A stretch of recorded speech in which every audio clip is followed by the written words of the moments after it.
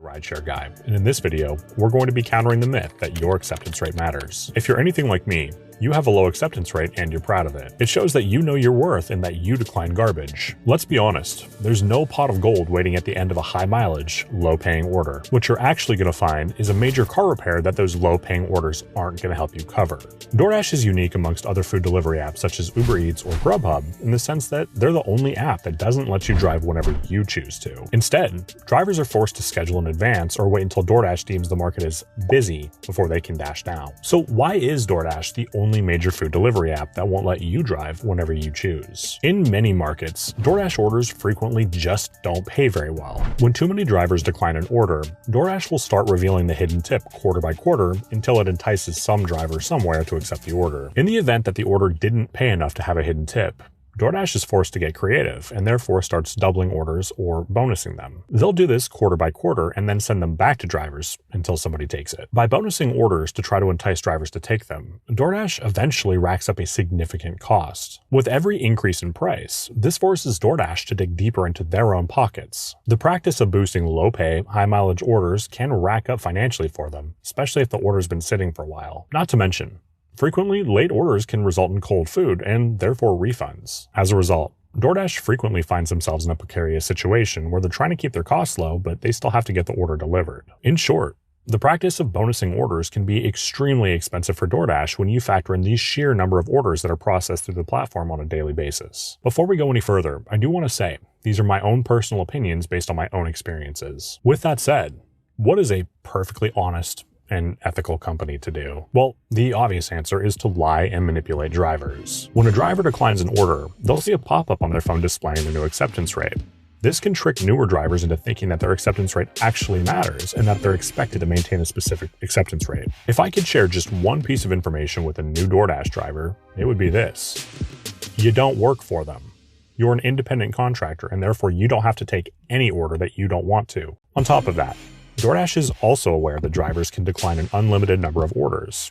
Therefore, they tend to get creative. Doordash alone decides when drivers can dash now if their acceptance rate is below 70% or they don't have a predetermined schedule. Even if you do have a schedule, drivers frequently have issues where their schedules get deleted. And let's be real, if you drive for Doordash for more than about a week, you're gonna get forced offline and won't be able to get back on. If your market is gray, you're just done. I'm of the opinion that Doordash uses this to their advantage. They know that many drivers rely on this as part of their full-time or part-time income. Doordash believes that by limiting the ability to dash now, it's going to force the driver's hand and therefore force them to take more orders. If that wasn't bad enough, the real manipulation happens with their programs. Doordash implements programs that don't provide any verifiable financial benefit to the driver. Still, they do require a driver to maintain a high acceptance rate to participate. This creates a situation where drivers are forced to lower their standards just to accept more orders. I've talked about this program a few times, but I'd like to give an example of something that I experienced when I was part of the program. I was sitting around waiting for an order and talking to another driver. His phone went off and he showed me the order he had just received. He declined that order, and what would you know?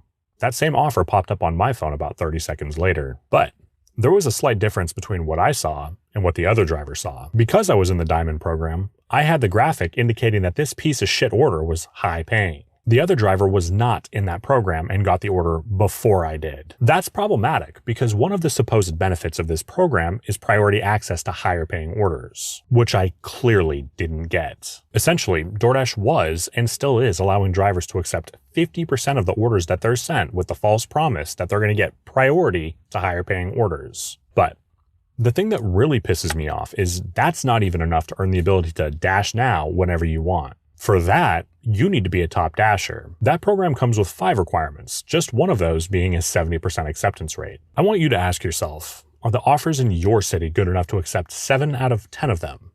They damn sure aren't in mine. I'm not going to go too far down the rabbit hole on this, as I'm going to be doing a full video on the subject.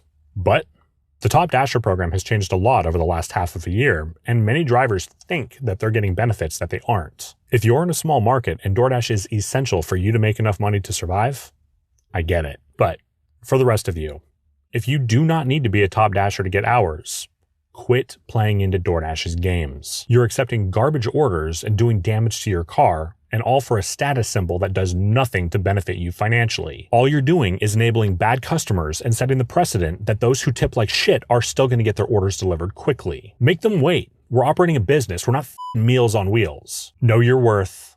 Decline garbage. DoorDash is notorious for oversaturating markets, and as a result, it makes it harder to dash now, and you have more competition amongst drivers. Look, I know it's unrealistic that DoorDash will ever let drivers dash now regardless of their acceptance rate. However, there are a few things that drivers can do to decline garbage and still get hours. Schedule in advance. If you have early scheduling, use it. If not, grab hours later in the evening when they drop. If your financial well-being depends on it, shouldn't be a problem to set an alarm and wake up. You're likely going to get some hours that way. If that doesn't work, there'll frequently be new hours added at 15 minutes and 45 minutes past the hour. This will happen when people don't start their dash in a reasonable amount of time when they scheduled hours. And therefore, you can take the hours. And finally, if you're not able to dash now, just keep the app open and watch the map. Even in small markets, the map will frequently turn red from time to time throughout the day.